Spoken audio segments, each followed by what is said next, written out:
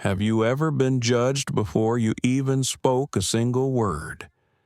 Have you ever felt the weight of every stare in a room that told you you don't belong here? Now, imagine this. You're a black CEO, moments away from signing a $500 million contract that could change hundreds of lives.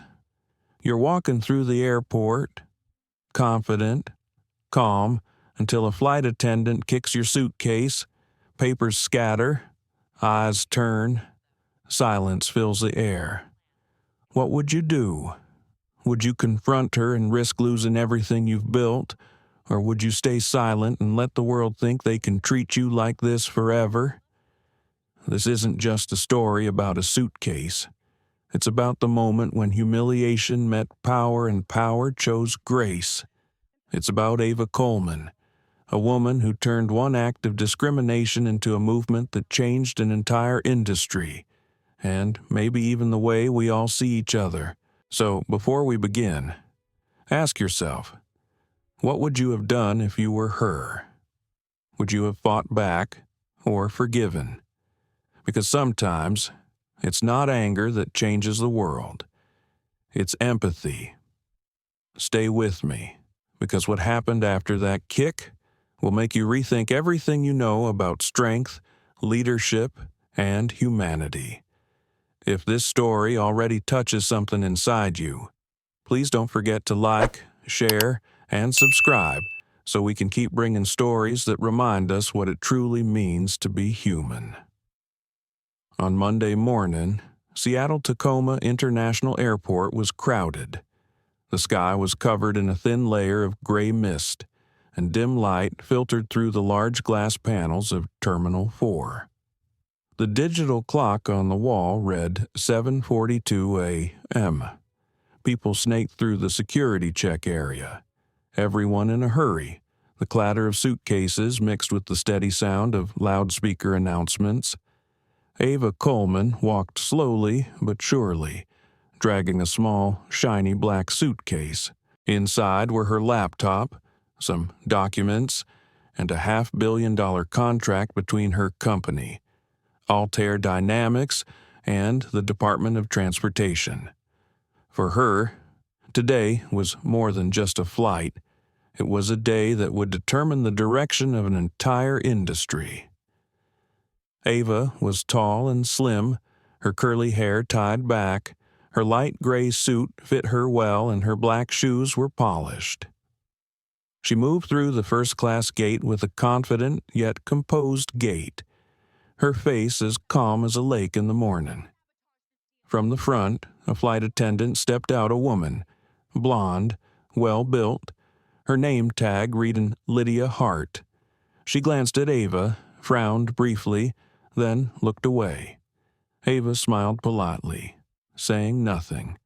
As she reached the gate, Lydia took a step back to avoid another passenger. Her beige high heel kicked Ava's suitcase. The impact was deafening. The suitcase tipped over and opened. Papers, laptops, and pens spilled onto the floor. Someone's coffee cup tipped over, leaving a brown stain on the polished tile. It all happened in 2 seconds. A few people turned around in surprise. Lydia bowed halfway, mouthing a short, even sentence, "Oops, didn't see that there." Then she straightened up and turned away, without a word of apology. Ava paused. A look of surprise flashed in her eyes, then faded. She bent down, picked up each piece of paper, and wiped the coffee off the corner of the contract. Her hand shook slightly, but her breathing was steady. An airport employee approached, offering to help, but Ava shook her head. "It's okay. I can do it myself." She spoke softly, not loudly. A few people around looked at her, some sympathetic, some indifferent, some just curious. A young man took out his phone and recorded the scene. Ava gathered her things, locked her suitcase, and stood. She looked straight at Lydia's deep brown eyes, not angry, not resentful, just a look that made one feel scrutinized. Lydia avoided the gaze and continued picking up other passengers. As Ava entered first class, she dragged her suitcase to the overhead rack. A few strangers' eyes scanned her from head to toe. A white man in a suit frowned slightly as if she had come to the wrong place. Ava sat down in seat 3A, took a deep breath, and checked her phone for incoming mail. In her inbox, the subject line read, "Contract Confirmation, Federal Department of Transportation." A small light bulb flashed in her mind. She smiled faintly. The announcer's voice boomed, "Flight NW742 to Washington, D.C. is now boarding. Please fasten your seatbelt." The plane slowly taxied. The light from outside reflected off the windows, a hazy white streak. Ava looked out, feeling a strange feeling, both peaceful and painful. In her mind, her mother's voice from the past rang out again, so clearly that it made her grip the armrests of the chair tighten. "You don't need to scream to prove your worth. You just need to let them see that you can't be looked down upon." She pursed her lips. At 30,000 feet, no one would be able to hear the pounding of a woman's heart as she swallowed her anger and tried to keep her mind calm. But Ava knew the undercurrent inside her wouldn't stop here. Outside, the plane pierced the thick clouds, leaving an endless white trail. Inside, Ava opened a small notebook and wrote a few lines. May 8th, Flight NW742. A kick? A lesson? Maybe it's time to show the world what the system I created can do. She closed the book and looked down at the suitcase at her feet, still stained with coffee. There was a small label on the suitcase, printed in silver letters, Sentinel Protocol, property of Altair Dynamics. She touched it lightly, her eyes distant. No one knew that in that suitcase. Besides the contract and laptop, there was also a software prototype that could change the entire aviation industry, and the only person who knew how to activate it was her. Ending voice of Part 1 for TTS. Slow, warm tone. No one noticed, but at that moment, the history of an industry began to turn, just because of an invisible kick. The plane glided smoothly through the thick clouds. Outside, the sun was rising, the light filtering through the window, creating long streaks on the thin curtains. In first class, the steady hum of the engine mingled with the sound of turning newspaper pages. The faint smell of roasted coffee wafted through the cabin. Everything seemed normal, but inside Ava Coleman there was an undercurrent of tension. She leaned back in her seat, rubbing her chest as if to calm her racing heart. The small suitcase at her feet was still there, the coffee stains drying into a faint brown line. Lydia Hart walked down the aisle, a smile on her face, but her eyes swept over Ava quickly and coldly. She poured coffee for each passenger, then ignored Ava and moved to the next row. A white man, about 50, with gray hair, looked up, his eyes confused. He turned to Ava and asked softly, "Do you want me to call her back?" Ava shook her head, her voice low but clear. "No need, thank you." He nodded, his eyes curious. After a moment, he put the newspaper down on the table and looked more closely at Ava. "I think I saw you in an interview. You're Ava Coleman, right CEO of Altair Dynamics." Ava smiled, so small it was fleeting. "Yeah, probably the Forbes article from last month." The man smiled, his eyes lighting up. "My name is Frank Doyle. I was a pilot for Northwing Air for 30 years, now retired. I've read about your project, something called the Sentinel Protocol, right? An AI-powered flight safety and behavior monitoring system." Ava nodded slightly. "Yes, It's still experimental. If approved, it could change the entire training process in the industry." Frank smacked his lips. "I believe so. I've seen my fair share of injustices in the air. You know, sometimes it starts with just a look." Ava was silent, her eyes fixed on the window. The clouds were like endless white cotton. She remembered the moment a few minutes ago at the airport, the sound of the suitcase dropping, Lydia's indifferent gaze, the feeling of humiliation and absurdity. Not because of the suitcase, but because it had happened, even though she had come all the way to stop being looked down upon. Frank took a sip of coffee, his voice slow. "When I was a pilot, a colleague said something I'll never forget. A passenger doesn't just pay to get to a destination, they pay to be treated like a human being." He looked at Ava. "You seem to understand that deeply." Ava nodded slightly, her eyes distant. "Yes, but it seems there are still people who don't understand." Lydia turned back, stopping right next to Ava's pew this time. She looked at Frank, a thin smile on her face. "Do you want more coffee?" Frank smiled and declined, then pointed at Ava. "Maybe she does."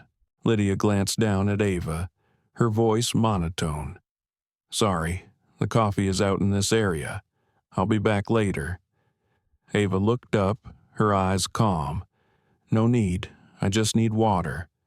Lydia nodded and continued walking. Ava breathed softly, a chill spreading through her chest. Two voices clashed in her head. Her rational voice, "Let it go, it's no big deal." The other, her memory, "If you stay silent, they'll think they're right." She opened her laptop, the cracked screen still alive. The Altair Dynamics logo lit up. The Sentinel system interface appeared. "Test mode active" flashed in the corner of the screen. Ava stared at it for a long moment, then turned it off. Not now. The plane rocked slightly as it passed through the strong winds. Ava pulled the thin blanket over her legs and closed her eyes, trying to find some peace. But the image of the airport kept coming back to her. The fallen suitcase, the spilled coffee, the cold eyes. She couldn't stop. Her mother's words echoed in her head, like a distant echo. "You don't have to shout to be heard. Just do the right thing, and eventually the world will listen." Ava chuckled to herself. "Mom, maybe the world still needs a wake-up call."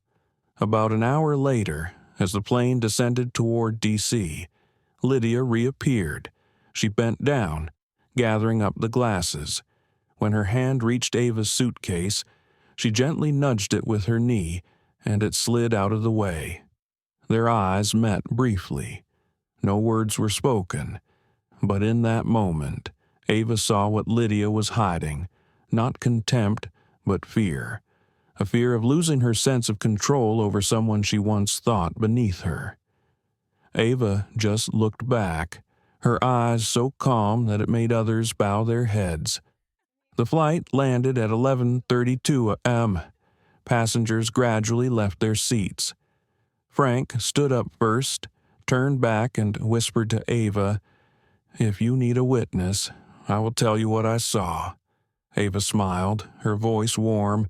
"Thank you, but I think I'll be fine. Some things are better left to the data." Frank looked at her in surprise, then nodded and walked away. When only a few people remained, Lydia walked over to Ava's suitcase. She picked it up, intending to put it on the chair, but her hand slipped and it fell to the floor. A loud clack was heard, enough to make a few people nearby turn around. Lydia blushed and stammered, "Oh, my God. I'm so sorry." Ava bent down, picked up the suitcase, and lightly brushed the dust off. Her voice was soft but clear. "It's okay, but next time, be more careful, because sometimes what you drop is more than just a suitcase. Lydia stood there, her lips moving, unable to speak. Ava dragged her suitcase out of the cabin, walking slowly and upright. Each step sounded like the rhythmic tapping of someone calculating something greater than anger. Outside the glass door, the midday sun shone on the polished floor. Ava paused for a moment, took a deep breath, and continued. The narrator's voice was slow and full of emotion. You don't need to shout to prove yourself right. True strength lies not in the volume of your anger, but in the depth of your restraint. The black suitcase rolled across the tiled floor, the wheels echoing like a steady heartbeat. No one knew that, in that moment, an idea had formed in Ava's mind, clear, sharp, but kind. They would have to see themselves through the system I created. Outside, a breeze blew through the glass corridor, carrying the smell of coffee and the loudspeaker announcing the next flight. Ava paused at the sign, staring at the bright white words, "Exit, ground, transportation." She whispered, as if to herself, no noise, just action. Then she stepped outside, where the sunlight illuminated the entire road leading to downtown Washington, D.C., beginning a whole new chapter. The narrator closes part 2, softly, matching the TTS's pauses. There are those who choose to win with words. There are those who choose to win with silence. Ava is in the second group, and the world is about to learn why. The afternoon sky in Washington, D.C. was a soft gray, the rain drizzling like the breath of the city not yet fully awake. Ava Coleman sat in the car, her hands on the steering wheel, but she did not start it. All the sounds outside seemed to be stretched out, each car horn mixed with the sound of the rain falling to create a steady but empty melody. In that moment, she realized she was shivering slightly, not from the cold, but from the fatigue that had accumulated over many years. A small kick, seemingly trivial, hit the deepest place in her heart, a place as old and fragile as an unhealed scar. She opened the window a crack. The smell of rain mixed with the smell of car exhaust drifted in, bringing back memories of Detroit, the hometown where she grew up, the potholed streets, the old houses with peeling paint, and the distant sound of train whistles. Her mother, Ruth, worked the night shift at the county hospital, working the morning shift after the night shift. Ava, the little brown girl, would wait for her mother on the steps, listening to the radio broadcast news about successful people elsewhere. One evening, when Ava was about 10 years old, she came home with torn shoes. A group of classmates teased her because of her old shoes and dark skin. Ava did not cry, but that night her mother discovered stains all over her daughter's shirt. She asked. Ava just kept quiet, bowing her head. Ruth put a warm hand on her shoulder, her voice hoarse but firm. You don't need to be angry.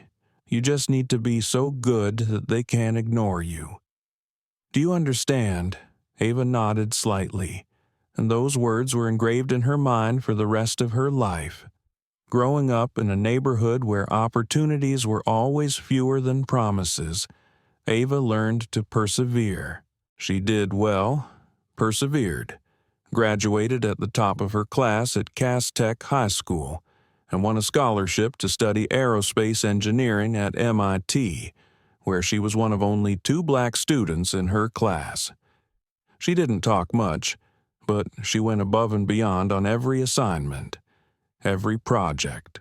One time, a professor joked in class, "If my plane crashes, I want Ms. Coleman there to calculate the trajectory."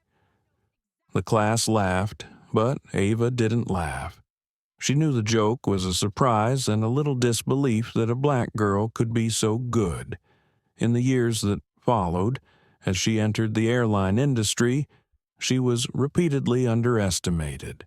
Some called her a diversity hire.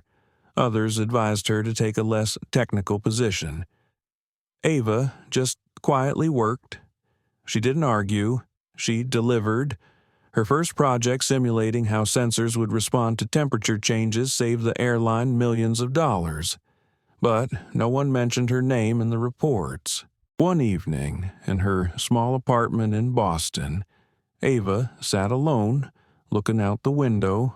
Below, a stream of cars passed by, their lights dimmed yellow. She thought of her mother. Her mother had died a few years earlier of heart disease, not having seen her daughter become a chief engineer at the age of 30. On her desk, a picture of Ruth was still placed in the right corner, where the desk lamp shone. Whenever she felt discouraged, Ava would look at the gentle smile in the picture and hear her mother say, "Keep your mind calm. The waves may be big, but the sea is still the sea." Now, sitting in her car in D.C., Ava heard that voice again, as if from far away. She smiled slightly, then started the car. The rain began to fall heavily, droplets sliding down the windshield. She turned on the radio, and the host's voice came on, talking about a recent incident of discrimination that had gone viral, a black passenger being insulted at Seattle Airport. Ava's heart raced as she listened. She knew it was her. Someone must have filmed the scene at the gate. Part of her wanted to turn off the radio, but another part wanted to keep listening. The host said, "The passenger's identity has not been released, but the video is controversial. Some people think she overreacted. Others say she was remarkably calm." Ava took a deep breath, feeling a mixture of emotions, anger, shame, exhaustion, but also a little relief. Maybe this time, the world wouldn't be as silent as before. As the car stopped at a red light, she glanced at the white woman in the car next to her, busily applying lipstick. A fleeting thought crossed her mind if they had switched places. Perhaps life would have been different. But then she wondered, without all those times of being looked down upon, would she be the person she is today? The light turned green. She stepped on the gas and the car glided down the rain-soaked road. The Altair Dynamics building sign appeared in the distance, its white light reflecting off the pavement. Inside, dozens of engineers were working on the Sentinel system, a project she had placed her faith in. Ava stopped the car, took a deep breath, and stepped inside. The smell of brewed coffee mixed with the metallic scent of the lab woke her up. In her 13th floor glass office, she sat down in a chair and turned on the large screen on the wall. Sentinel data appeared. Hundreds of lines of reports, charts, images extracted from test flights. Everything was accurate to the millisecond. But she knew what Sentinel was missing was its heart, the ability to understand seemingly small but prejudiced actions, the wounds that no sensor could measure. "Maybe it's time to add that," she whispered. Ava replayed the viral video clip. The image of her suitcase being kicked appeared clearly, the camera angle slightly shaking. Lydia Hart's face was cold, and she calmly picked up the papers. Ava looked at herself in the video, feeling strange. In the eyes of the public, she might be the image of calm, but inside she knew clearly it was pain suppressed by reason. She rewinds the clip, stopping at the moment Lydia's eyes pass over her. She zooms in, then enters a command into the Sentinel system, trying to run a facial emotion analysis. The screen displays the results: 68% contempt, 22% annoyance, 10% fear. Ava curls her lip. Not bad, But people are more complicated than that. It takes context and background emotions into account. She notes, it's possible to use micro-expressions to detect bias. Outside. The rain stopped. The afternoon light filtered through the glass, casting a thin layer of gold on the desk. Ava stood up and looked out at the city. In the mirror, she saw the image of a black woman in a suit, her face calm but her eyes shining. She thought she was used to being the odd one out in a room full of white people. She had lived with it, learned to use it to her advantage. But today, looking at the clip, she realized something else. What she endured was not hers alone. Thousands of others had also been silent in the face of invisible kicks like that. And if Sentinel could recognize those moments, could turn data into justice, then, perhaps, all this would have been worth it. Ava returned to her desk, opened her notebook, and wrote a few words. The Sentinel is not just to prevent accidents, it will teach people about kindness. The voice at the end of Part 3 is soft, slow, warm, suitable for TTS. She used to think that power lies in the ability to control machines. But now she understands. True power is when you make machines understand people. And to do that, first, people must understand their own pain. The next morning, the sky over Washington, D.C. was unusually clear. The early morning sunlight streamed through the tall glass windows of the Altair Dynamics building, illuminating desks covered with technical drawings and cold cups of coffee. Ava Coleman walked into the central control room, wearing a white shirt, her hair pulled back, her face still unshaven. The entire engineering team had arrived early. They all knew it was a special day. The Sentinel protocol would be activated in the air for the first time on an internal North Wing air test flight. Ava stood in front of a large screen that displayed a map of the test flight.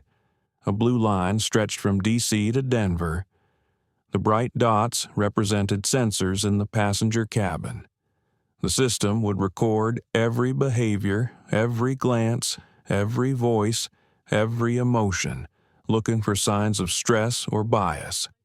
She spoke slowly to her team. Her voice, even and warm. We're not just watching behavior. We're learning to listen to silence. The room fell silent for a moment. A young engineer named Morgan asked, "If the system detects inappropriate behavior, for example, a flight attendant is discriminatory, what does it do first?" Ava looked at the screen, thought for a moment, and replied, "It doesn't report it. It records it, sends a warning to flight management, and analyzes the context. We don't punish, we fix it." Morgan nodded, his eyes respectful. At 9:15, the NWX-118 test flight took off. Ava and her team sat in the control room watching the data stream in real time. The numbers kept ticking: heart rate, eye contact, tone of voice, stress graphs were all visible. She kept her eyes on the screen. Each line of data seemed to tell a human story, not a machine's. Suddenly, an orange warning flashed: anomalous interaction detected. Row 14. Ava zoomed in. The internal camera showed a male passenger yelling at a young female flight attendant, her voice gruff. The system registered a heightened level of negative emotion. Ava commanded acknowledge and send a soft warning. Do not intervene directly.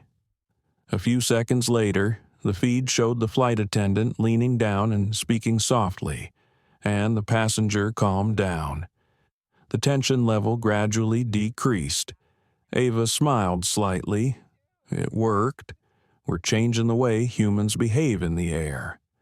In that moment, Lydia Hart flashed back to her. The image of the airport the day before. Part of her wanted to forget, and part of her wanted to understand why it had happened. No one was born with prejudice, she thought, but perhaps no one taught them how to undo it. Sentinel would do that. In the afternoon, she left the office, carrying a temporary report with her.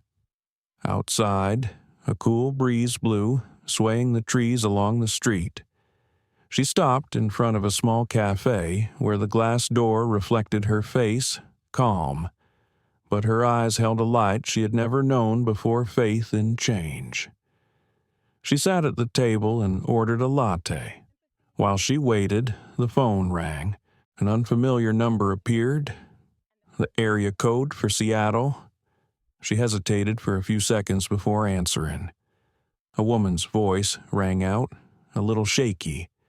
"Hello, this is Lydia Hart. I don't know if you want to hear it, but I want to apologize." Ava was silent. Only breathing could be heard on the other end. Lydia continued, her voice hoarse. "I have no excuse. I watched the video. I'm ashamed. I lost my job this morning. But what hurt me the most was seeing your face so calm. I've never seen anyone react like that." Ava closed her eyes and took a deep breath. "Thank you for calling. I'm not mad. Lydia, things happen to remind us to look at ourselves." Lydia choked out, "I don't know what to do to make it right." Ava said slowly, "Start by understanding why you did it, if you ever want to do it again. I have a training program for flight attendants, all about empathy and communication. I think you'll do well." There was silence on the other end of the line. After a few seconds, Lydia said softly, "Thank you. I will remember that." The call ended. Ava sat quietly, staring at her cold coffee. She felt a strange sense of relief. She had just realized that forgiveness was a form of strength. That evening, she returned to her office. On her desk was a detailed report of the test flight. All indicators were stable. Sentinel was performing beyond expectations. But Ava didn't stop there. She opened a new module, calling it Protocol 3. She wrote the first line, "From awareness to understanding to change." The screen lit up, displaying the interface for initializing the deep learning model. The system would learn not only from behavioral data, but also from social context, sentence patterns, eye contact, and silences between conversations. Ava typed in the command-run preliminary model. The only sound in the room was the hum of the computer fan and the light reflecting off her face. In that moment, she felt like she was not just an engineer, but someone who was touching the core of humanity, trying to teach machines what humans sometimes forget: respect. That night, she came home late. The small apartment was on the 11th floor. The walls were painted cream. The windows looked out onto the Potomac River. She put her suitcase down next to the chair, turned on the desk lamp. On the table was still the picture of her mother. She sat down and wrote in her diary, "Mom, today I forgive. Not because they deserve it, but because I don't want to hold anger in my heart. I need room for hope." The night wind blew through the curtains. Outside, the city was still bright, its rhythm unbroken. She wondered what her mother would say if she were still alive. Perhaps she would smile and say, "You fly." Ava, not with wings, but with kindness. She closed the book and looked out the window. The lights from the bridge reflected off the water, shimmering. A new resolve was forming inside her, not just to make Sentinel work, but to make it a movement, a reminder that technology could heal. The voiceover that ends Part 4 echoes slowly, warmly, and appropriately for TTS. In the sky between data and emotion, she finds balance, not between right and wrong, but between humanity and compassion. In the air, Ava understands that change begins not with anger, but with choice. 3 days after the successful test flight, Washington, D.C., woke up to a wave of news across television and social media. A video of Ava Coleman being kicked out of a suitcase at the Seattle airport went viral. Millions of views, hundreds of thousands of comments. Some were outraged, some admired, and some were skeptical. But what surprised Ava most was not the public uproar, but how people talked about her silence. One female reporter wrote, "She doesn't need to scream. She makes people listen by saying nothing." That morning, Ava sat in her office with a cup of hot tea. The sunlight slanted through the glass windows, bathing the floor in the soft golden glow. The phones rang constantly. News agencies, organizations, even strangers thanked her or asked for interviews. Morgan walked in, holding a tablet. His voice excited Ava. "You're at the top of the search rankings. Your video has had 12 million views in 24 hours. Ava didn't respond right away. She looked out the window, where the leaves swayed in the wind. The whole world is watching. Morgan. And that's not what I wanted.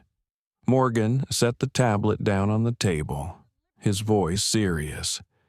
But this is an opportunity. People are talking about discrimination, about respect. They're quoting you, talking about how you kept your cool. This could be the moment that Sentinel gets noticed." Ava was silent for a long moment, then nodded. "Maybe, but I don't want to be a symbol of anger. I want them to see solutions." In the afternoon, an emergency meeting was held at Altair Dynamics. The conference room was large, with screens constantly glowing with social media graphs. The media was divided, one side championing Ava as a strong black woman, the other claiming she was just lucky enough to be protected by social media. Ava sat at the head of the table, eyes straight ahead, her voice calm but firm. "We don't respond with excuses, we respond with action." She turned to the media group. "I want to give a short talk, not to tell my story, but to talk about people like me. And about Sentinel. Do you want to emphasize that you forgive the flight attendant and assistant asked?" Ava smiled slightly. "No, forgiveness doesn't have to be stated. It has to be felt." That evening, she returned to her apartment. The city lights were on. The traffic was as busy as ever. She turned on the television and saw herself on the national news. The anchor said, "Ava Coleman, the black CEO of Altair Dynamics, has been a symbol of calm and fairness this past week." The image of her bending down to pick up her suitcase slowed down. She looked at herself, her eyes like an outsider observing a distant memory. The phone rang. Lydia Hart's number appeared on the screen. Ava hesitated for a few seconds before answering. Lydia's voice was hoarse and shaky. "Ava, they're interviewing me. I don't know what to say. I'm afraid I'll disappoint you." Ava replied softly. "Tell me the truth. No embellishments, no blame.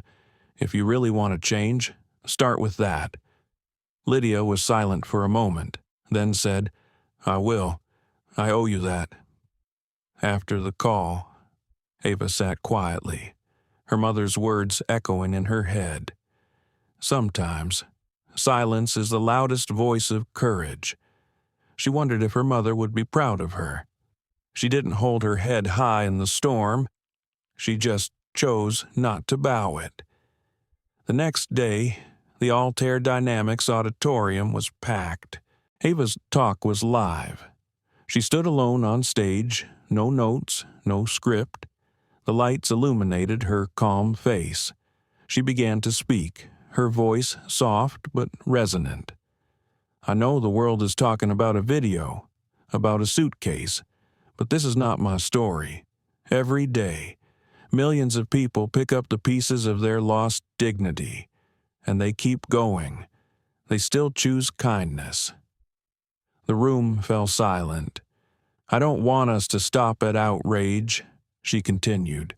I want us to ask, how can we prevent this from happening again?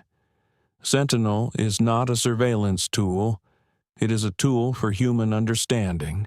It will observe, record, and remind us that behind every action, behind every look, there is a real person. A reporter stood up and asked, "Do you consider yourself a victim?" Ava looked at him, her eyes shining with calm.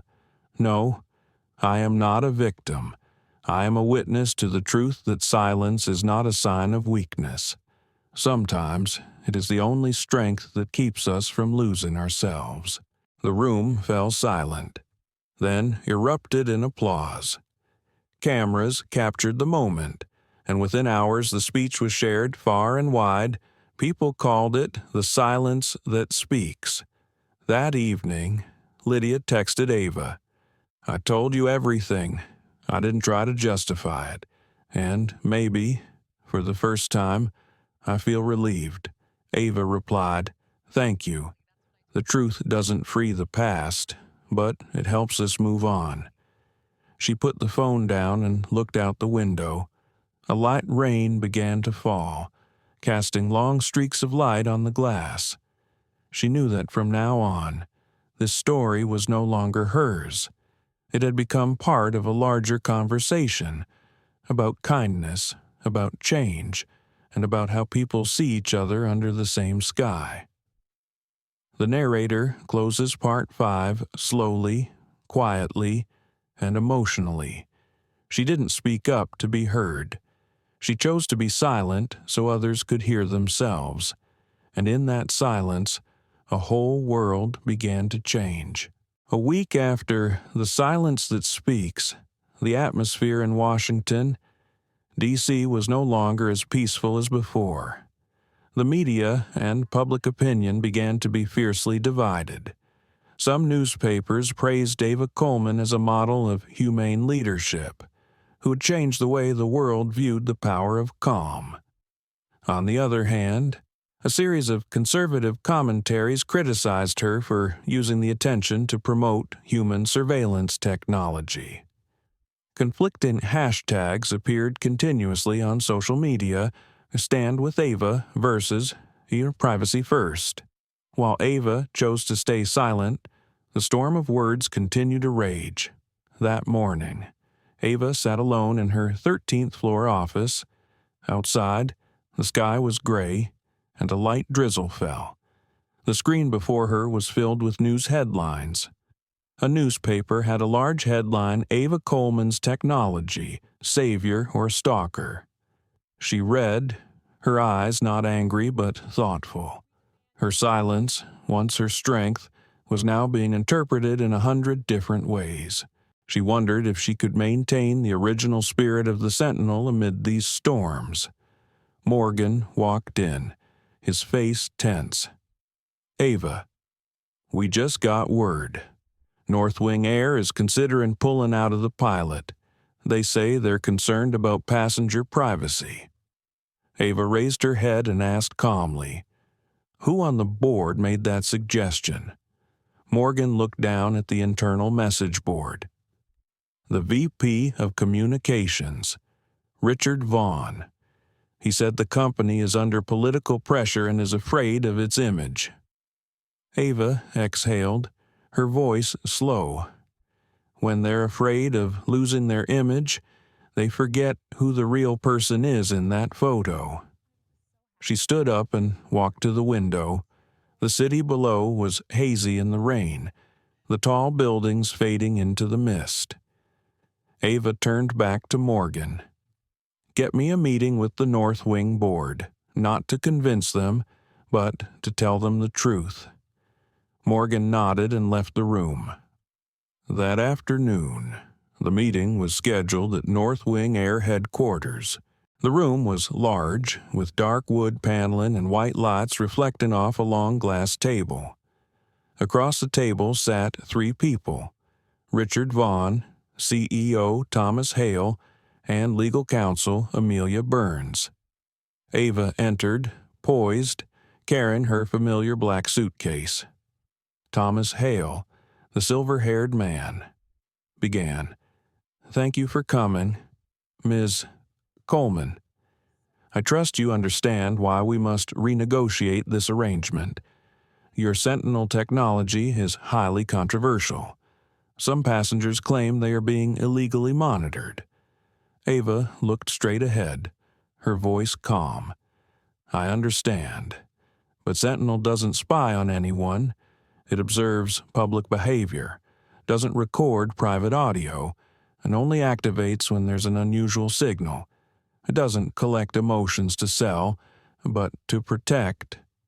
Richard raised an eyebrow. "Sounds idealistic.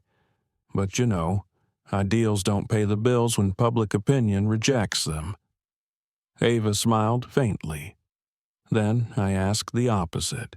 Who will pay the bill for silence when others are offended and no one dares to speak up? If there was no video that day, what would my story be in the eyes of everyone? A black woman who complained too much, or a troublesome passenger?" The conference room fell silent. Thomas Hale looked at her for a long time. "You're right, but we can't act on emotion. We have shareholders. We have pressure." Ava bowed her head slightly. "I understand. I just want to remind you, if the airline industry doesn't dare to change, it will forever be forced to apologize." She gathered her documents and prepared to leave. As she reached the door, Thomas spoke up. "Ms. Coleman, give me 2 days. I'll think about it." Ava turned back, her eyes softening. "Thank you. I just want to be fair to everyone, not just myself." Leaving the building, Ava stood under the eaves, watching the rain fall like a thin silver curtain. The wind blew, fluttering the flaps of her coat. She felt both empty and determined. She knew this journey would not be easy, but she also understood that sometimes, to change a career, one must first endure the pressure of that career. That evening, when she returned to her apartment, she found a white envelope on the table. No sender's name. Inside was a brief, handwritten note. "You don't know me, but I'm a systems engineer at North Wing. I've seen the Sentinel. Don't give up. It's the future." Ava read, her lips curving into a smile. Perhaps, amid the noise, someone was still listening. She opened her laptop and looked at the latest data from the research team. The screen flashed a red warning, "Unauthorized data breach attempt detected." Her heart sank. She called Morgan immediately. "We've been hacked. Someone is trying to access Sentinel data." Morgan responded quickly over the phone. "I'm temporarily locking the system down, but someone is using an internal IP, probably from North Wing." Ava sat down, her heart pounding. "Keep all logs. Don't counterattack. We need proof." After the call, she looked at the black suitcase placed beside the table. On it, the silver letters Sentinel Protocol reflected the light. She touched it and whispered, "Not everyone wants to see the truth." The next morning, news broke that some sensitive data from Altair Dynamics had been leaked. The press immediately targeted Ava, accusing her of lacking security, even suggesting that Sentinel had illegally collected passenger data. The storm of public opinion began. The phones rang nonstop. Altair's stock dropped 8% in just a few hours. Morgan rushed in Ava. "We have to respond now. The press is demanding a statement." Ava raised her head, her voice calm. "No, we don't have any evidence. Reacting too soon will only make them believe we're at fault. Morgan worried. But if I keep quiet, they will think I'm hiding something. Ava looked at him, her eyes steady. Sometimes silence is not to hide, but to listen to the wind precisely. The storm has not passed. Don't guess the direction. That night, she barely slept. Her thoughts were jumbled together like puzzle pieces. She thought about her mother, about the promise she made to do the right thing even when she was alone. Was this the price she paid for speaking the truth? She wondered. When the clock struck 3, she stepped out onto the balcony. The city slept in a dim light. She whispered to herself, "They can take the data, but they can't take away the trust." The next day, she received a surprise call from Thomas Hale. His voice was low and hoarse.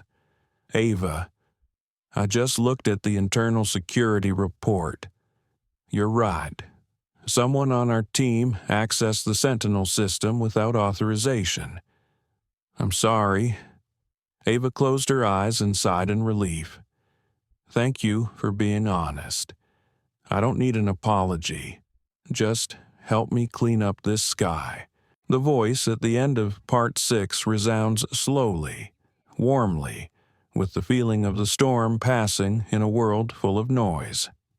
She chose to listen, and it was that listening that helped her survive the storm. Perhaps peace is not when the storm stops, but when we are strong enough to stand firm in the wind. 3 days after the breach was revealed, the news began to change. Major newspapers published apologies for their unverified reporting. North Wing Air released an internal investigation that blamed a disgruntled employee, not Ava Coleman or Altair Dynamics. The week-long tension finally subsided, as if a storm had passed, leaving behind damp but gradually brightening skies.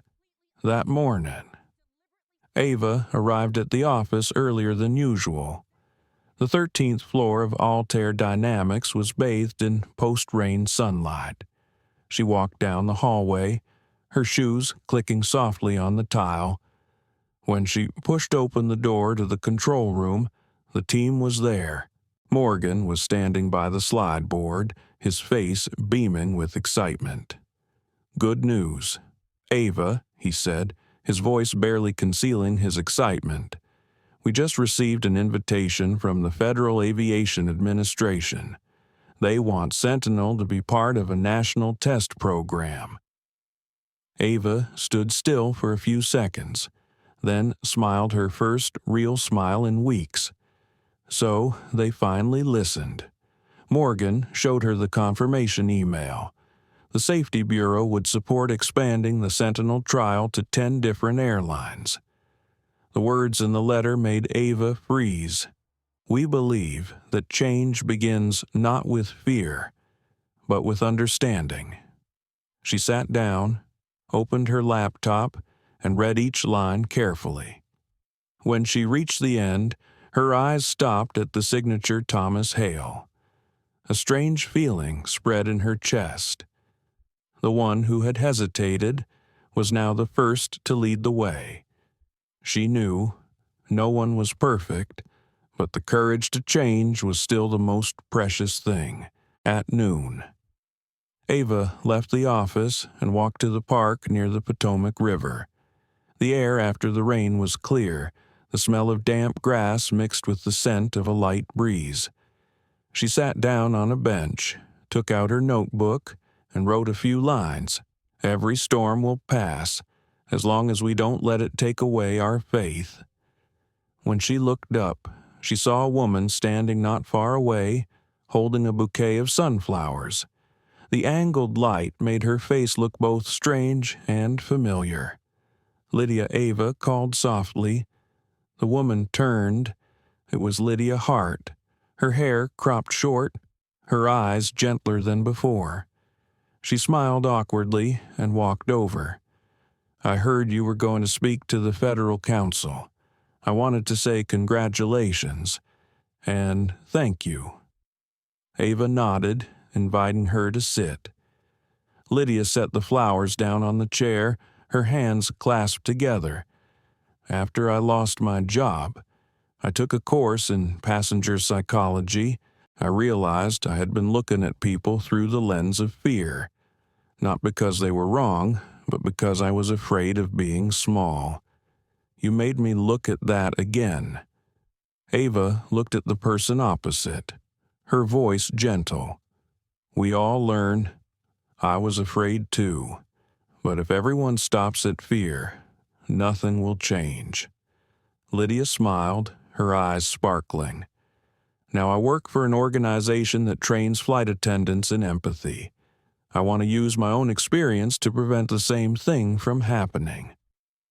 They were silent for a moment, the only sound being the wind and the children playing nearby. Ava suddenly said, "If you want, I can put you in Sentinel's testing program. I need people who understand real human emotions, not just numbers." Lydia looked at her gratefully. "I'd love to." That afternoon, the two left the park in silence, on the wet road.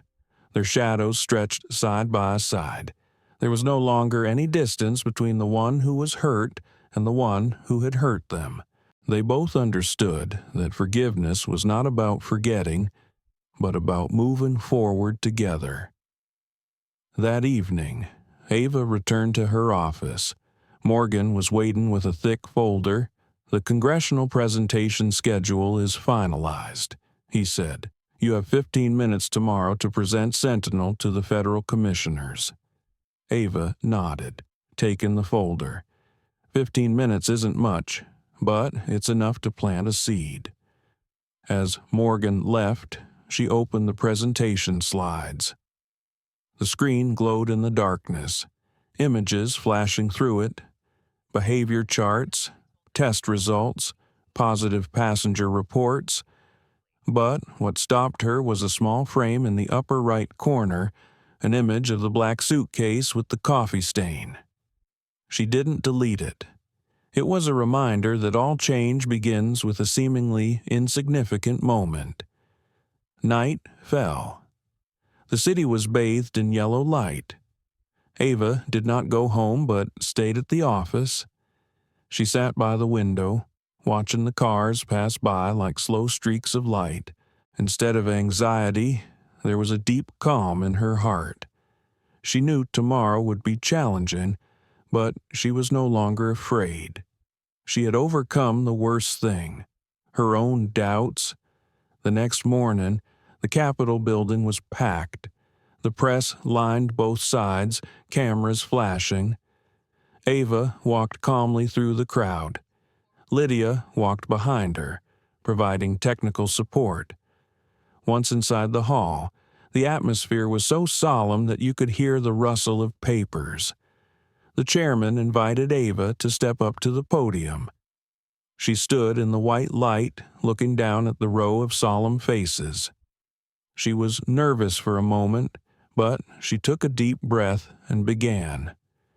"When I created Sentinel, I didn't intend it to be a surveillance tool. I wanted to create a mirror, a place where we could see ourselves in action." Her voice was steady, clear, unwavering. "We can't improve what we don't perceive."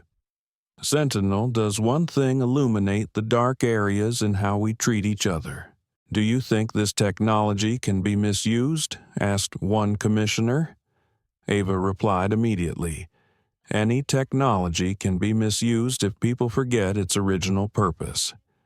So, Sentinel is built on ethics, not just technology. It doesn't judge, it just reflects. The hall was silent for a moment. Then a round of applause broke out. Not loud, but genuine. Ava bowed her head, feeling her eyes warm. In the back row, Lydia smiled, her eyes filled with pride. As we stepped out of the building, the afternoon sun was shining brightly. Morgan ran over, holding up his phone. "Good news," Ava. The Council has voted unanimously to deploy Sentinel nationwide. They want the program called Protocol 3 your idea. Ava chuckled. Protocol 3, from awareness to understanding to change. It finally has a home. She looked up at the clear blue sky. White clouds drifted slowly. No more rain, no more storm, just light. In that moment, she felt like her mother was somewhere there, smiling at her. The closing voice of Part 7 is deep and warm, with a sense of rebirth. Not all wounds leave scars. Some wounds, when looked at directly, become light, and when that light is shared, it is powerful enough to change the sky. 3 months after the congressional presentation, the United States entered a broad testing phase of the Protocol 3 program. 10 major airlines simultaneously installed the latest version of the Sentinel system, with a more sophisticated interface designed to be hidden in every small detail of the aircraft cabin. No longer a cold surveillance technology. Sentinel is now an invisible companion that makes flights more humane. Every week, Ava Coleman receives reports from airlines, noting a marked reduction in conflict situations between passengers and flight attendants. From the seemingly dry numbers, she reads in them warm stories of empathy and change. One early fall morning, Ava flew to Chicago to attend the Human-Centered Aviation Conference, where she was invited to speak on technology and compassion. On the flight, she sat by the window, watching the clouds drift by, the light reflecting off them like fragments of memory. Next to her was a little boy, about 7 years old, with curly hair, trying unsuccessfully to fasten his seatbelt. Ava leaned over to help the boy, smiling gently. The mother sitting across from her thanked her profusely. "He's very active." "I'm sorry," Ava replied softly. "It's okay. We were all once small like that." She had no idea that this simple moment would be recorded by the Sentinel system on the flight and saved as a typical example of kindness. When the plane landed, Ava stepped out and was met at the gate by the organizing team. The conference room at McCormick Place was packed. On the large stage, an LED screen displayed the words, "Technology with a Heart." When the MC introduced her name, the entire hall stood up and applauded. Ava stepped up to the podium, the lights shining on her calm face. Her voice rang out clearly. Technology is just a tool. It is people who shape its purpose. When we choose to build with empathy, technology becomes not a barrier, but a bridge. She recounted her journey, from the day her suitcase was kicked at the airport to the nationwide implementation of Sentinel. People listened in silence, many bowing their heads, some wiping away tears. Ava ended with what has become her motto: "I didn't create a judgment machine, but a mirror for us to see the best in ourselves." After her speech, a middle-aged man came up to shake her hand. "I'm Paul Grant, the Director of Human Resources at SkyWest. Thanks to Sentinel, we've resolved 3 conflicts without discipline. The people involved recognize their behavior because of the feedback from the system. You've changed the way we view our employees." Ava smiled. It wasn't me who changed. They chose to change when given the opportunity. In the evening, she returned to the hotel, opened the window, and looked down at the bright city of Chicago. Below, people were passing by, car horns were honking, and street music was playing. She took out her phone, opened Altair Dynamics' internal application, and checked the feedback from the airlines. A new message appeared from Northwing Air Sentinel just helped detect a passenger showing signs of panic in time, helping the crew handle the situation quickly and avoid an incident. We call this a silent miracle." Ava read the message over and over again, her eyes suddenly stinging. She sat down on the bed, thinking of Lydia Hart. She opened her inbox and found Lydia's most recent message. "I'm going to be training for the international flight crew next week. Thanks for believing in me." Ava smiled slightly and typed back a short message. "We're still flying. Lydia, just in different skies." The next morning, Ava visited the Flight Training Center in Chicago, where flight attendants learn how to respond based on real-world data from the Sentinel. Lydia stood in front of the class, her voice confident and inspiring. "We can't control every passenger, but we can control how we react. When we see someone stressed, we know they're probably having a worse day than we think." The class listened intently. Ava stood outside the door, watching Lydia, feeling a deep sense of pride. In the afternoon, she and Lydia sat at a small cafe near Lake Michigan. The wind blew gently, and the water reflected the shimmering sunlight. Lydia said, "Ava, I always thought my life ended when I got fired. But that moment was the beginning. Maybe every mistake brings opportunity. It's just whether we have the courage to look back or not." Ava replied, "That's right. I used to think that humiliation was a wound that would never heal. But now I see. It was just a crack that let the light in." They both smiled. A smile free of the past. They sat in silence for a long time, watching the birds fly across the blue sky. Ava said softly, "Protocol 3 has worked well, but I want to do one more thing. I want to extend it beyond aviation.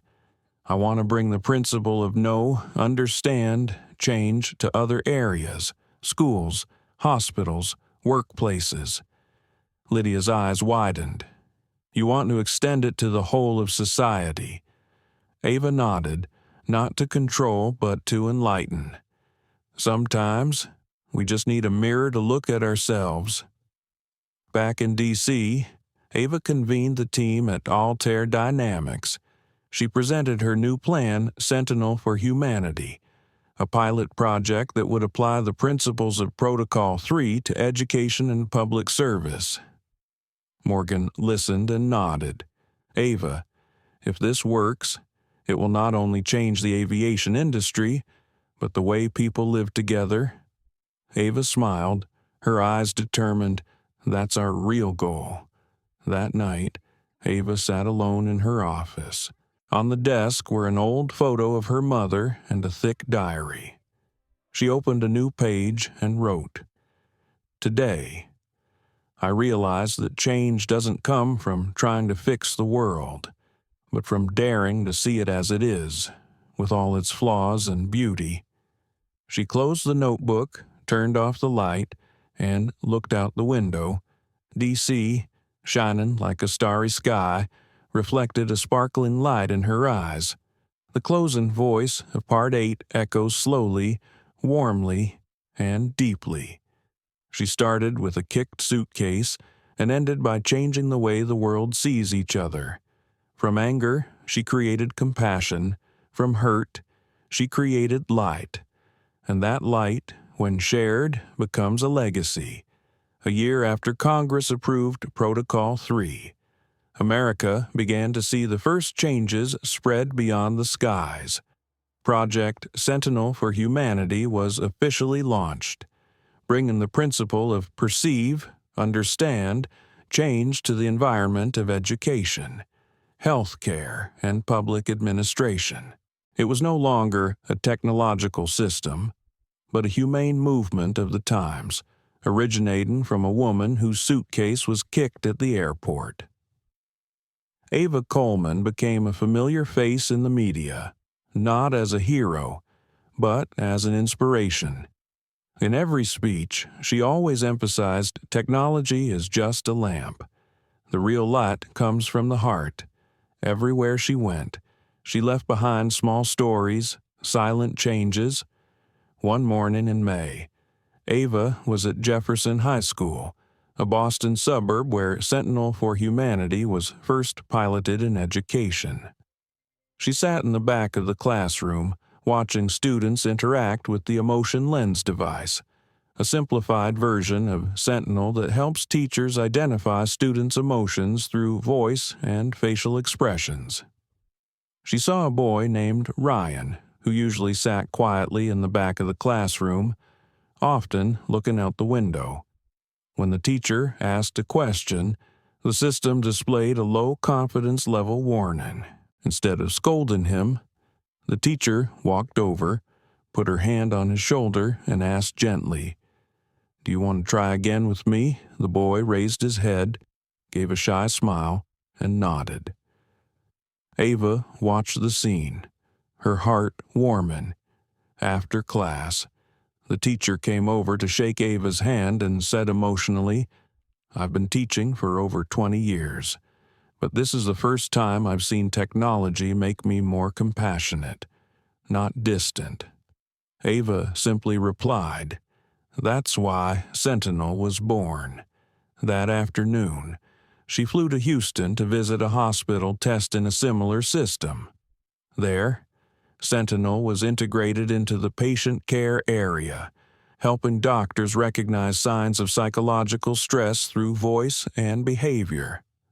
The chief physician, Peter Lang, led her through the patient rooms. Yesterday, the system alerted the patient in room 204 to signs of depression, a nurse recalled. "We went to talk to him and found out he had just lost his wife. Without the alert, no one would have noticed." Ava fell silent, squeezing the nurse's hand. It's not just data, it's lives saved. That night, she stayed in Houston, alone in a small hotel room. The city outside was bright with lights, but she felt quiet inside.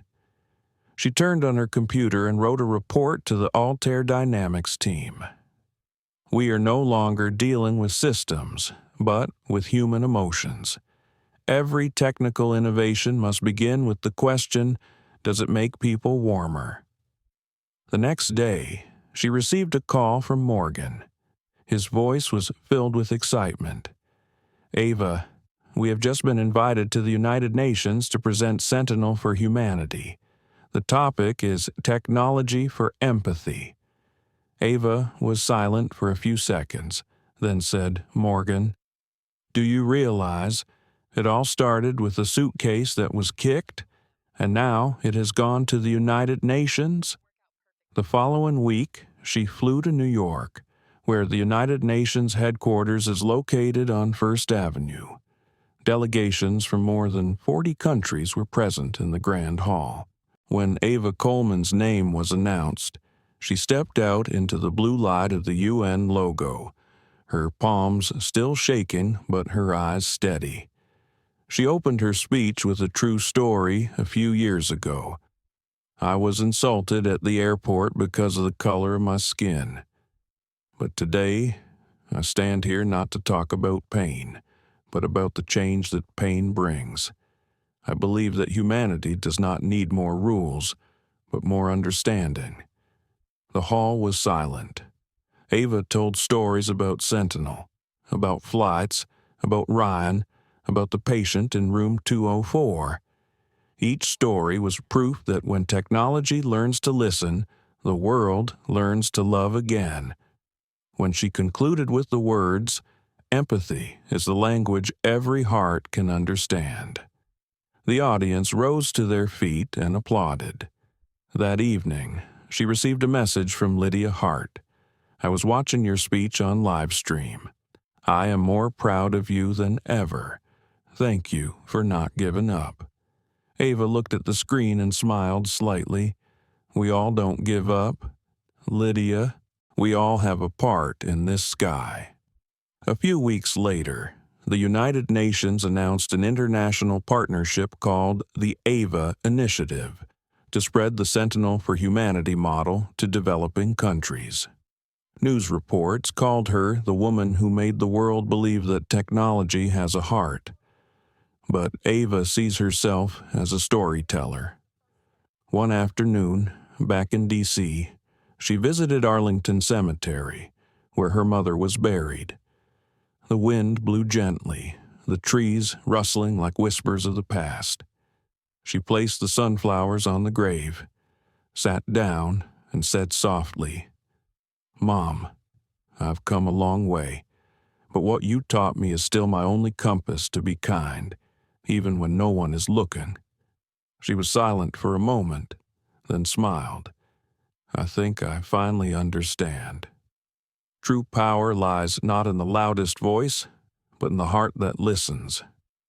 The afternoon sun was setting, casting a golden glow on the tombstone. Ava stood up, closed the small notebook, her eyes looking far away but peaceful. From afar, the sound of a plane taking off echoed, a familiar sound, like a silent, triumphal song. The narrator closes part 9 slowly, emotionally, like a whisper of hope from a moment of vulnerability. She sparked a movement of healing, and then the world realized that empathy is not a rare gift, but something that has always been in every human being, if only someone dared to remind them. 2 years after her speech at the United Nations shook the world, the Ava Initiative has become a global project with hundreds of participating organizations, from Africa to Asia, from small hospitals in India to remote classrooms in Brazil. Sentinel for humanity's see, understand, change principle has begun to take root. In each place, Ava Coleman sees herself in the eyes of people learning to listen to each other, but the further she travels, the more she realizes that compassion has its limits, if people do not know how to protect it. That March, Ava made her first trip to Kenya to launch the program in a small village near Nairobi. She wore a simple white shirt and a wide-brimmed hat, walking down a dusty red dirt road. At her side was Lydia Hart, now the lead consultant for the Global Emotional Training Program. Lydia carried a tablet, and Ava held a small notebook, what she called a paper heart. They arrived at the Kajiado Village School, where children gathered under an old tin roof. A boy stood up, speaking broken English. "Are you the one in the video, the one who doesn't get angry when he's treated badly?" Ava laughed, sitting down with the children. "Yes, it was me. But that day I wasn't angry because I believe the world needs people who understand, not people who scream." The boy raised his head, his eyes shining. "I want to be like you. Ava, I want to be someone who brings peace to others." That innocent statement made Ava speechless. She wrote in her notebook, "The smallest things are sometimes the seeds of greatness." In the afternoon, Ava and her team of engineers installed a simple sensor system in the classroom, not for monitoring, but to record the emotions of students participating in class, helping teachers adjust their teaching methods. When the first screen showed each student's heart rate, facial expression, and concentration level, cheers rang out throughout the classroom. Lydia turned to her and whispered, "You know, this is the first time I've seen technology make people so happy." Ava replied softly, "Because it was created from kindness, not fear." That evening, the team sat around a small fire. The sky was full of stars, and the dry desert wind carried the scent of wild grass. "Did you ever think Sentinel would go this far?" a young engineer asked Ava. She looked into the firelight and said quietly, "Actually, I never thought of myself as creating technology. I was just trying to find a way to stop people from hurting each other." There was silence. Perhaps everyone felt the weight of that statement. A few days later, Ava flew to India to sign a partnership agreement with an educational organization in New Delhi. On the flight, she sat looking out the window. The sky was vast, white clouds drifting. She suddenly remembered the past, the moment the suitcase was kicked over, the disdainful look of the flight attendant, and the silent, lingering pain. Now, everything seemed distant, like a wound that had closed but still left a scar. She whispered softly, "If I had been angry that day, maybe the world today would be different." When Ava arrived in New Delhi, she was greeted by a delegation from Humanity Bridge. During the meeting, a young female director asked her, "How do you teach empathy in a society where people are struggling to survive?" Ava smiled. "By showing them that empathy is a way of survival. When you share your pain, you feel less lonely, and loneliness kills people faster than poverty." The room was silent, except for the rustle of pens as the two sides signed the agreement. That evening, Ava walked around the local market. The smell of curry, the sound of tuk-tuks, and the voices of vendors mingled together to create a lively soundtrack of everyday life. She stopped at a small shop and ordered a masala milk tea. The shopkeeper asked, "Are you the one on TV?" Ava smiled and nodded. "You're doing a good job. Everyone here talks about you. They call you the woman who listens." Ava listened, her eyes suddenly stinging. She had never thought that listening could make someone so loved. But in the months that followed, as the project expanded, Ava began to face new challenges. Some countries raised concerns about the use of emotional data, arguing that it could be misused. The media, again, stirred up controversy. At a meeting in Geneva, a European delegate asked, "Are you sure your technology doesn't violate privacy?" Ava stood up, her eyes calm. "I can't be sure that the world will always use it properly, but I'm sure that if we don't do anything, people will become more and more distant from each other." The hall fell silent. After the meeting, Ava returned to her room and found a white envelope on the table. Inside was a handwritten letter, in Morgan's familiar handwriting. "Ava, no matter what happens, remember what I told you. No one can control how others see you, but you can choose how you see the world." The words made her feel lighter. A week later, Ava flew back to D.C. to attend Altair Dynamics' 5th anniversary celebration. The headquarters building was decorated with lights and photos of the Sentinel's journey. When she entered, everyone stood up and applauded. Morgan walked over and handed her a crystal plaque that read, "For teaching the world to listen." Ava took it, her eyes shining with emotion. The party ended. She went out to the rooftop balcony, the night wind blowing through her hair. Lydia came over, holding a glass of wine.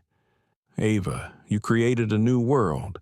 And are you happy?" Ava smiled sadly. "Yes, but sometimes I feel tired. I spend so much time healing the world, I forget that I need to heal too." Lydia touched her shoulder gently. "Then it's time for you to learn to listen to yourself." Ava looked up at the starry sky, silent for a long time. Below, the city was a sea of light. She thought of her mother, of the long journey she had taken, of the people she had met. A silent tear fell, not because of sadness, but because she knew everything was going well. The narrator concludes Part 10, slowly and deeply, like a long breath after a long journey. She traveled the world teaching others to listen, until she realized that the most important voice is the voice in her heart. And perhaps that is the final lesson of understanding, listening to one's own heart. That autumn, Washington, D.C. transformed in a cool breeze. Falling leaves filled both sides of the avenue. Ava Coleman's footsteps echoed softly on the familiar path leading to the Altair Dynamics office. The building was still bright, still crowded, but to her, everything seemed strange. After years of dedicating herself to the world, Ava realized her heart was strangely empty. The applause, the speeches, the prestigious awards no longer made her heart flutter like before. That morning, Ava sat alone in the rooftop conference room, the golden sunlight spread across the table, reflecting off the crystal board that read, "For teaching the world to listen." She stared at it for a long time, then let out a small breath. Who else listens to themselves? The words were barely audible, but they rang out like a confession. Morgan walked in, holding a plan to expand the Ava initiative into South America. He looked at her, noticing the tiredness on her face. "Ava, are you okay? We're in the best time." Ava smiled slightly. "Yeah, it's great. But Morgan, do you ever feel like you're talking too much and not listening?" He paused, about to say something, then fell silent. She stood up and walked to the large glass window, where the city stretched out before her. "I've spent years trying to make people understand each other, but sometimes I don't know what I'm living for anymore. I'm tired, Morgan, tired in a way that only silence can hear." Morgan put the plan down on the table, his voice low. "Maybe you need a break. The project will still run. No one asks you to carry it forever." Ava nodded slightly, but her eyes were distant. The next day, she emailed the board, asking for 6 months off. No one objected. Everyone understood that the person deserved it, after all. She picked up her small suitcase, left the city, and boarded a train bound for the Maine coast. No announcements, no one to see her off. Just her and the sound of metal wheels on the tracks. The seaside town of Bar Harbor greeted her with salty breezes and the smell of grilled seafood in the distance. Ava rented a small cabin right on the beach every morning. She made coffee and sat watching the waves crash against the rocks. For the first time in years, she didn't open her laptop or respond to text messages. She kept a diary every day, not just tech reports, but fragmented thoughts about life, silence, and herself. One afternoon, she met an old man painting on the beach. He had silver hair and a shirt stained with paint. When she stopped to look, he smiled gently. "Are you from the city? Time moves very slowly here." Ava smiled. "I need that. I forgot what it feels like to live slowly." He nodded and continued painting. "People only see clearly when they stop, like me. Whenever the picture's not clear, I know it is because I am in a hurry." That sentence reminded Ava of herself. She had once painted a picture of the world with technology, but perhaps because she was in such a hurry, she forgot to color her heart. In the following days, she often sat with the artist, listening to his life story. He was a teacher, lost his wife to cancer, then gave up everything to come here to paint the sea. "You can't control the waves. You can only learn to breathe with them," he said. That sentence kept ringing in Ava's head all night. One evening, while walking on the sand, Ava got a call from Lydia Hart. "Ava, we're celebrating the 5th anniversary of the Ava Initiative in D.C. People want you to speak. The world is waiting to hear you." Ava was silent. She listened to the waves, to the slow beat of her heart. "Lydia, maybe this time, the world doesn't need to listen to me. They need to listen to each other." Lydia's voice dropped. "I understand, but they still need to know you're okay." Ava smiled. I'm okay. For the first time, I'm actually listening to myself. Turning off the machine, she sat down on the sand and wrote in her notebook.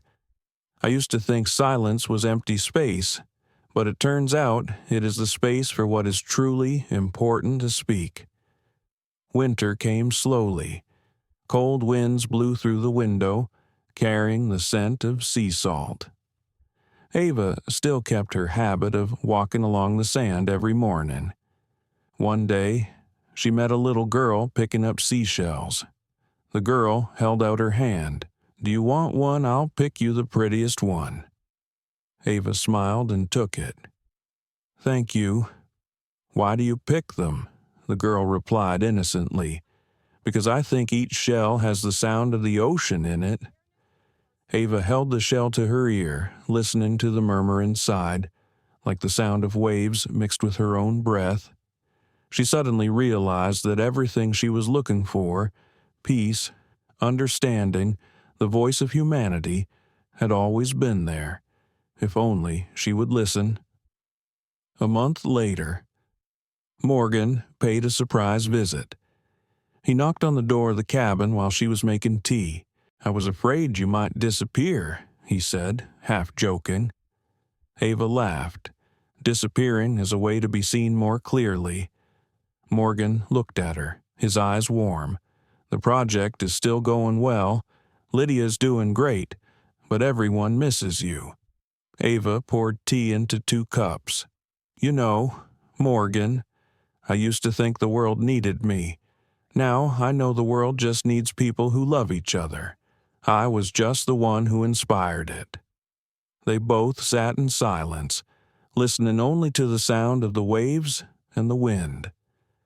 Morgan whispered, "So what are you going to do next?" Ava smiled, her eyes looking out to sea. "I'm going to write, not about technology, but about people. Maybe it's time to tell it all from the perspective of someone who forgot to listen to herself that afternoon as the sun set." Ava sat by the window, writing the first lines of her new book. "I've been through many cities, many faces, and I've realized understanding doesn't start with technology, but with the moment we dare to be silent and listen to a heartbeat, whether it's someone else's or our own." The narrator concludes part 11 with a gentle, contemplative voice. She taught the world to listen, and then in turn taught herself the same. And perhaps the greatest journey is not to change the world, but to find peace in your own soul. The following spring, the breeze was gentle and the cherry blossoms were blooming along the streets of Washington, D.C. The city seemed to be wearing a new coat, bright and gentle. Ava Coleman returned after nearly a year of hiding in Maine. Her face had fine wrinkles, but her eyes were brighter and deeper, like someone who had just gone through a storm and learned to love the rain. She returned not to work, but to share. The book she wrote during those quiet months was called The Sound of Listening. As soon as it was released, it became a phenomenon, not because of the name Ava Coleman, but because of what it evoked: understanding, compassion, and the need to be heard in every human being. The book launch was held in a small auditorium by the Potomac River. No noise, no heavy media coverage, just a cozy conversation. Morgan, Lydia Hart, and a few former members of Altair Dynamics were all present. Ava took the stage in a beige shirt, her hair pulled back, a light brown book in her hand. She smiled, her voice as light as the wind. "I used to think success was when the world listened to me. Now I understand. Success is when the world listens to each other." Below, an elderly woman shed tears, perhaps because she saw herself in them. Ava tells the story of her journey, not shying away from her vulnerable moments.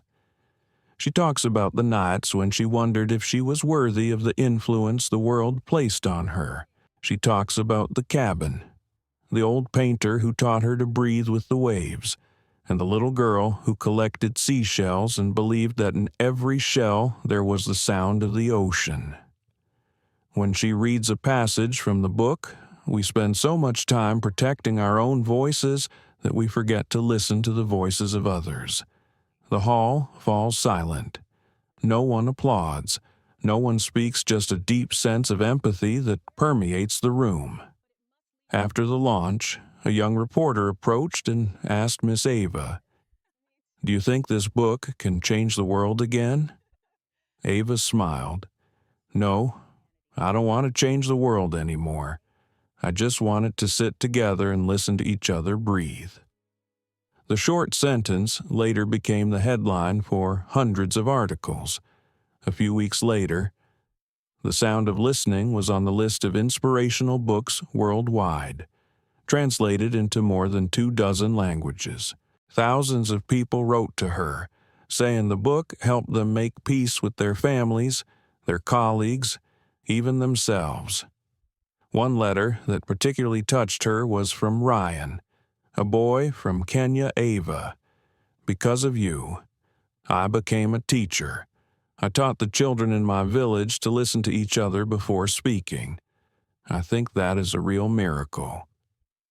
Ava read the letter over and over again, then folded it and placed it on the table next to the seashell the girl had given her one afternoon, as she was preparing for a speaking tour in Toronto. She got a call from the Houston hospital. Peter Lang, a doctor who had collaborated on the Sentinel's first project, wanted her to come to the program's anniversary celebration. "Ava, we want you to see what you started," he said. She accepted. 3 days later, Ava stood in front of the hospital building where Sentinel was first deployed. In the hallways, small screens displayed patient emotion charts not to monitor, but to help them be heard properly. A young nurse recognized Ava and ran to hug her. "Thanks to your system, I learned to ask patients, 'How are you feeling today?' Not just, 'Are you in pain?'" Ava held her hand and said, "That's the question that really saves lives." At the ceremony that day, Peter Lang announced a number that moved everyone in 5 years. The rate of patients returning for depression has decreased by 48%. We are not only curing the disease, but also curing loneliness.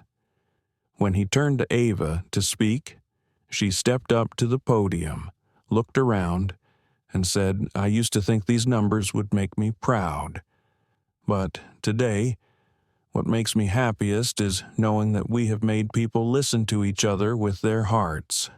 That night, she went to the parking lot, sat quietly in her rental car, opened the windows to let the night air in. She remembered the moment at the airport many years ago, the clink of suitcases, the contemptuous looks, the hurt silence. But now, she no longer felt pain. Instead, there was a strange gratitude. If it had not been for that humiliation that day, perhaps the world would not have had Sentinel, and she would never have understood the true value of listening. The next morning, Ava boarded a flight to Toronto. On the plane, she sat next to a middle-aged woman holding a copy of The Sound of Listening. When the woman recognized her, her eyes lit up. "Are you really Ava Coleman? Your book made me call my sister after 10 years of not talking." "Thank you." Ava smiled and softly replied, "No, thank you. You are the one who makes this book meaningful." The plane landed, the passengers clapping as usual. Ava looked around the faces, the looks, the pleasantries, and she realized everyone was still grateful to be traveling through the sky together. It was what she had wanted since the day the suitcase was kicked. That evening, she stepped onto the stage of a global conference in Toronto, attended by thousands. Under the bright lights, Ava did not read a speech, did not present a slideshow. She simply told a story, about a woman who was insulted at the airport but chose to remain silent, about a journey that transformed hurt into hope, and she ended with a quote that brought the entire audience to their feet. If one broken heart can change the world, then just think how beautiful this world would be if we all listened to each other. The applause was thunderous, but Ava just bowed her head and smiled slightly. In that moment, she heard her heartbeat join thousands of others. There were no barriers, no distance, just a deep connection between people. The narrator concludes Part 12 like the final note of a symphony called Understanding. She changed an industry, then changed the world. But most miraculously, she made the world change itself by listening to the echoes of heartbeats. On an early June morning, JFK International Airport was crowded and brightly lit. The lines of people stretched, the loudspeakers called for flights, the sound of suitcase wheels rolling on the white stone floor. Ava Coleman stood in the middle of the crowd, calm as someone returning home from a long trip. She had not set foot in this airport for more than 10 years, since the fateful day her suitcase was kicked off, opening the journey that changed her life and the world. Today, she returned not to fly away, but to fly back to the very place where it all began. She wore sunglasses, a long cream-colored coat, and a neat handbag over her shoulder. She was carrying a new suitcase, not the same one from years ago, but one detail made her smile on the side of the suitcase, a small label engraved with the words Protocol 3, Begin with Empathy. She stopped at the check-in area and looked around. Everything seemed the same, but also different. The staff wore new blue uniforms, and the check-in desk now had a small sign that read Sentinel Verified, Emotion Assist Enabled. Ava breathed a sigh of relief. Even the place that had hurt her the most had changed because of the seed she had planted. A young female employee approached, smiling warmly. "Hello, how can I help you?" Ava nodded, placing her suitcase on the table. When the employee scanned the luggage, the screen displayed the name Ava Coleman. The girl paused, her eyes widening. Are you Ava Coleman, the founder of Protocol 3? Ava smiled gently. "I used to be." The girl was moved. "You have changed the way we work here. Thanks to that system, I learned to look at others not only with a smile, but also with tired eyes." "Thank you," Ava replied softly. "No, thank you. If you chose to understand, the world would be different." As Ava passed through security, her heart raced, not from fear, but from memory. Every sound, the speakers, the suitcases, the sound of shoes hitting the floor reminded her of that morning. She walked slowly, her eyes scanning the waiting area. Then she stopped. At Gate 27, where she had been, a silver-haired woman in a flight attendant's uniform sat alone, silently staring out at the tarmac. Ava recognized her immediately. It was Lydia Hart, but not the Lydia of today, but the Lydia who had kicked her suitcase. She had heard Lydia was back as an emotional coach for the airline, but she hadn't expected to see her here. Ava stepped forward. Lydia looked up, and when their eyes met, there was a long silence. No more contempt, just a mixture of emotion and regret. Lydia stood up, her voice trembling. "Ava, I didn't expect to see you here. I've waited so long to apologize, but I guess I don't have to because you turned the worst thing I did into the best thing humanity has ever done." Ava smiled, gently taking her hand. "Lydia, I don't keep it to myself. Actually, I have you to thank, If it weren't for that morning, I wouldn't know how much the world needs to change." They both sat down, silent for a moment. Lydia continued, her eyes distant. "I spent half my life teaching others to smile, but I forgot to learn to understand their smiles. You made me realize that. I still remember the suitcase, and the sound of it falling was like a wake-up call in my life." Ava chuckled. "I remember too, but now it is the sound of beginnings, not of pain." A group of passengers passed by, recognizing Ava. Some bowed, some smiled, but she didn't care. In that moment, amidst the noise of the airport, two women, once on opposite sides of pain, sat side by side, sharing a quiet peace. Lydia opened her bag, pulled out a small piece of fabric, part of the old uniform she had worn that day.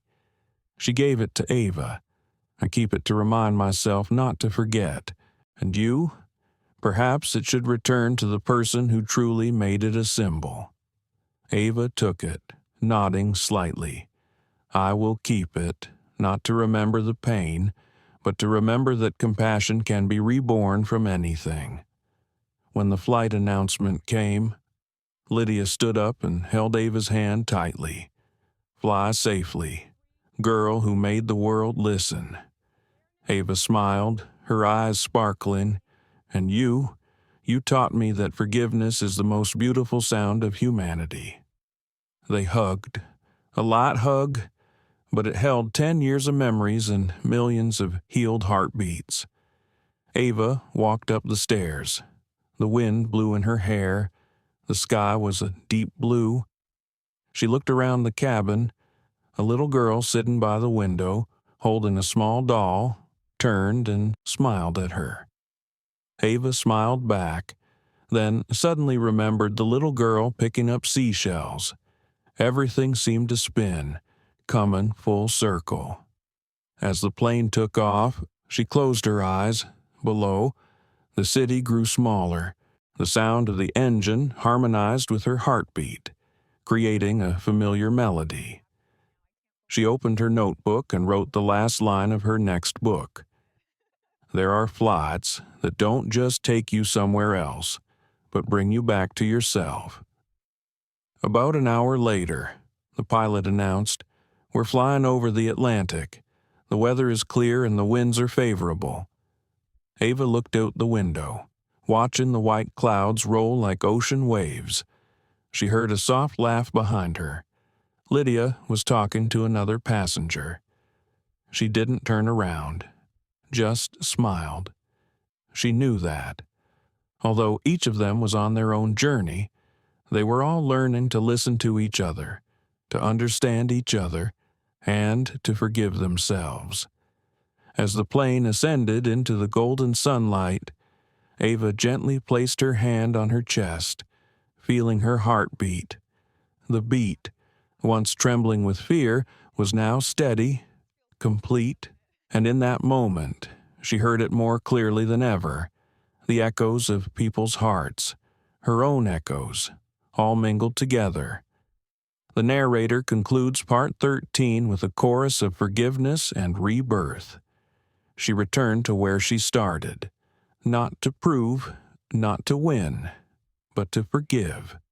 And in forgiving, she flew higher than the sky, where her heartbeats echoed like thanks to life. 2 years after her fateful flight back to JFK, Ava Coleman lives a simpler life. She has stepped down from her role as executive director of Altair Dynamics, becoming a consultant for community projects and an honorary lecturer at several universities.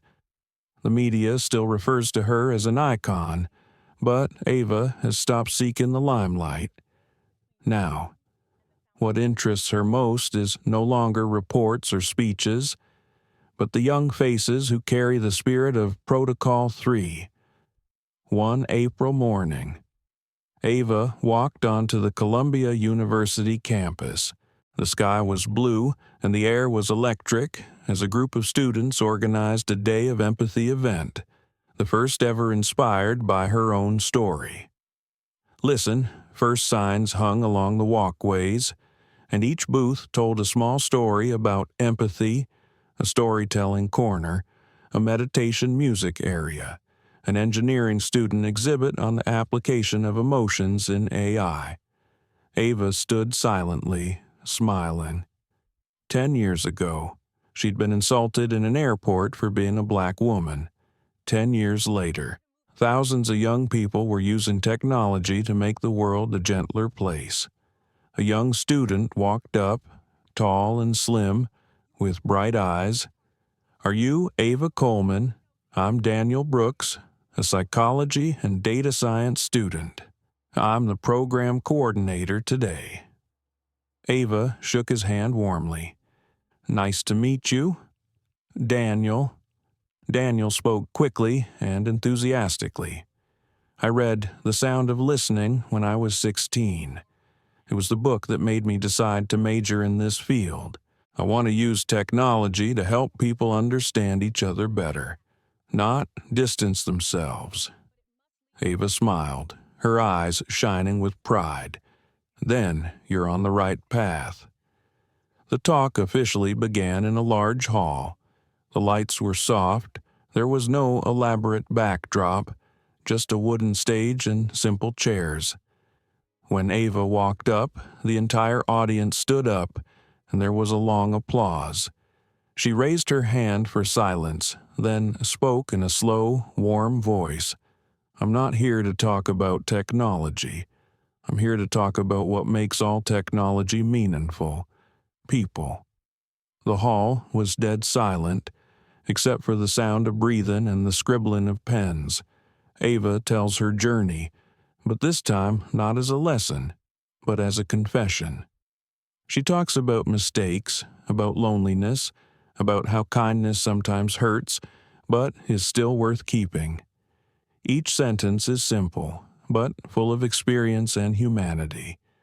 When she tells the part about meeting Lydia Hart again at the airport, many people are in tears. "I used to think forgiveness was a gift I gave to others, but really, it was a gift I gave to myself." After the talk, Daniel invited Ava to the team's research room. On the table was a small, watch-like device called an echo band. Daniel explained. "It measures heart rate, but it's not just for health monitoring. When two people touch hands, it transmits a slight vibration, simulating the other person's heartbeat. It helps people feel each other's presence, literally." Ava tried it on, and when Daniel lightly touched her hand, the device vibrated, rhythmically, warmly. She looked at him, her voice trembling slightly. "I don't know, Daniel. I just created a second sky, a sky where people don't just hear with their ears, but with their hearts." That afternoon, Ava walked around campus. Cherry blossoms fell on her shoulders, each petal as delicate as a memory. She thought of the people she had met: Morgan, Lydia, Ryan, Dr. Lang, the little girl who collected seashells, and the faces she had never known but had touched through her listening. She realized that the seed she had planted years ago had not only sprouted, but had turned into a forest of kindness. As the sun slowly set behind the buildings, Daniel ran over and handed her a small envelope. "Miss Ava, this is a gift we, the students, want to give you."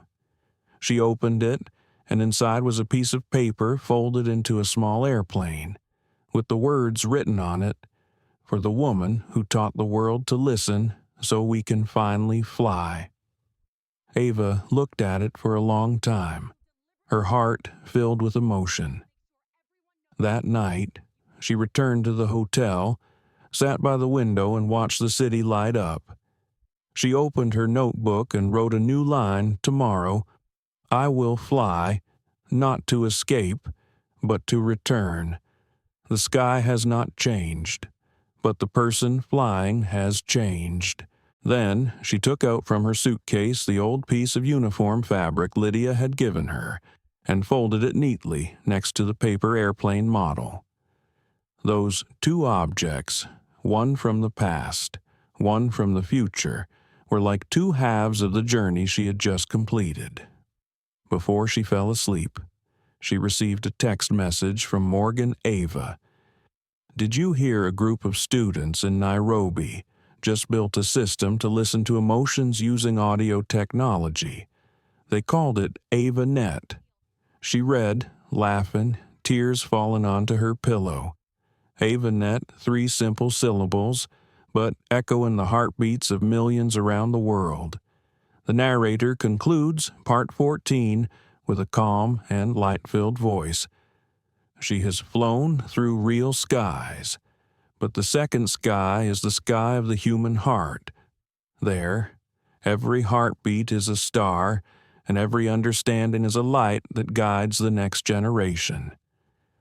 15 years after the suitcase was kicked at JFK, the world is very different. People everywhere talk about Ava's Law, a law inspired by Ava Coleman's Protocol 3 philosophy, which encourages organizations and businesses to incorporate empathy into all policies. But for Ava, fame is no longer the goal. At 60, she lives peacefully in a small house on the coast of Maine, which used to be a quiet place where she could listen to herself. Early in the morning, the sea breeze blew gently, and the waves gently lapped against the rocky shore. Ava made a cup of jasmine tea, opened the window, and looked out at the vast ocean. On the table were the seashell her little girl had given her, the paper airplane from Daniel Brooks, and the piece of uniform Lydia had given her. 3 small objects lay side by side like the 3 chapters of her life: pain, forgiveness, and legacy. She opened her notebook and wrote a short note: "I have completed my journey. Now it is time for the world to continue." That day, she received a letter from the United Nations. They invited her to Geneva to present the Humanity Legacy Award, an award that honors people who have made a positive impact on humanity. Ava smiled. She had stood there years ago, talking about technology and empathy. Now, she no longer craved the accolades. But she knew that sometimes being present was a way to pass the torch to the next generation. The following week, Ava boarded a flight to Switzerland. As the plane took off, she looked out the window and saw the sun peeking through the clouds. The sky was the same, but she was no longer afraid. On the flight, a young girl sat next to her, reading The Sound of Listening. The girl recognized Ava and was surprised to the point of silence. You are Ava Coleman. I study social communication, and you are the reason I chose this major." Ava smiled gently. "Then I fly with hope." They talked throughout the flight, not about technology, but about people, about the smallest ways to make the world a kinder place. The Geneva auditorium was ablaze with lights at the awards ceremony. When Ava's name was announced, the entire audience stood up and applauded. She walked out, walking slowly but steadily, her sparkling eyes reflecting the light of thousands of people. She didn't give a long speech. She just told a story. 15 years ago, someone kicked my suitcase. Today, I thank them, because without that action, I would never have understood that the world changes when we choose to love, even in the most hateful moments. The room was silent. No one dared to move. Ava continued, her voice low but warm. "When I created Protocol 3, I had no idea it would spread like this. I just wanted people like me, people who were once ignored, to have a way to be heard without shouting. And now, looking at you, I know we have done something bigger. We have learned to listen even when others are silent." When she finished, she bowed deeply. The applause was thunderous, lasting for several minutes. A little girl ran onto the stage, holding sunflowers. She said, stuttering, "Ava, my mom says you're the one who gets people talking again." Ava bent down, accepted the flowers, and softly replied, "No, you're just reminding them that they used to know how." That night, after everyone left the auditorium, Ava remained. She stood alone in front of the large glass doors, looking out at Lake Geneva, sparkling in the moonlight. Morgan appeared behind her, his hair streaked with gray, but his smile the same as ever. "Ava, you've made the whole audience cry again," he joked lightly. She turned around and smiled. "I only speak the truth, and the truth always touches people." They were silent for a moment. Then Morgan said, "I always think about how one small event can change the world. Do you ever regret it?" Ava looked out, her voice slow. "No, I'm just grateful, because I learned that kindness has wings and it flies farther than the sky." The next morning, Ava left Geneva and took a train to a small village in France, where a center named after her, the Ava Center for Empathy Studies, was being built. There, children from all over the world learned about emotions, listening, and respecting differences. When she arrived, the children rushed out to greet her, shouting, "Miss Ava is here." A brown-skinned boy, about 10 years old, ran up to hug her leg. "Miss Ava, we have a lesson called Listening with the Heart. Can you teach me to listen better?" Ava bent down and looked at the boy. "No, dear. I'm just helping you remember that your heart already knows how to listen." At noon, she sat in the small classroom, listening to the children talk about their dreams. One wanted to become a doctor to heal sadness. Another wanted to become an engineer to create technology to make others less lonely. Ava looked at each face, feeling a deep, simple joy that she had never known when she was at the peak of fame. She understood. This was the dawn of understanding, when the new generation did not need to prove, but naturally lived kindly. That afternoon, Ava walked along the small path that led to the lavender fields. The sky was pale blue. The wind carried a gentle scent. She sat down on a stone bench, opened her notebook, and wrote the last line of her life. When we listen with all our hearts, we hear not only others, but the universe itself. And that is the moment when we truly live. The sun was setting, the sunset light covering her gentle face. A group of students ran from afar, calling out, "Miss Ava, can you hear it? The wind is talking." She smiled, nodded. "Yes, I heard it." And in the wind, there seemed to be a whisper, the sound of millions of heartbeats, connected, merging into one. The story ends, not with tears, but with peace. Ava Coleman closed her journey as she lived, gently, deeply, and compassionately. Thank you for joining me on this emotional journey. If Ava Coleman's story made you think, if it made you feel seen, please like, share the video, and subscribe to the channel to spread understanding and kindness.